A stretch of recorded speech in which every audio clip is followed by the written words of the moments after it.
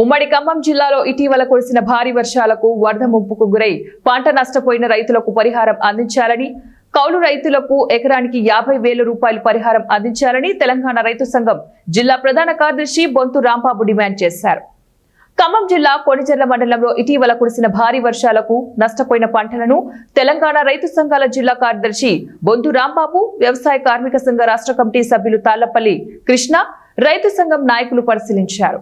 ఈ సందర్భంగా తెలంగాణ రైతు సంఘం జిల్లా కార్యదర్శి బొంతు రాంబాబు, వ్యవసాయ కార్మిక సంఘం రాష్ట్ర కమిటీ సభ్యులు తాళ్లపల్లి కృష్ణ మాట్లాడుతూ, ఖమ్మం జిల్లాలో అనేక గ్రామాల్లో వాగులు, లోతట్టు ప్రాంతాలలో రహదారుల ప్రక్కన వరద పోటు వేసి పంటలు పూర్తిగా దెబ్బతిన్నాయని అన్నారు.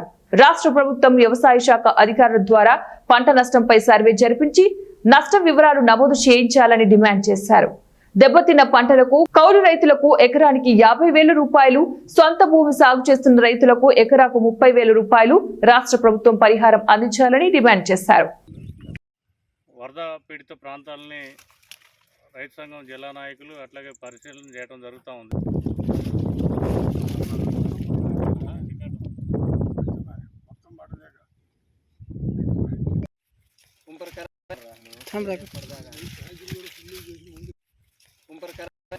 थांब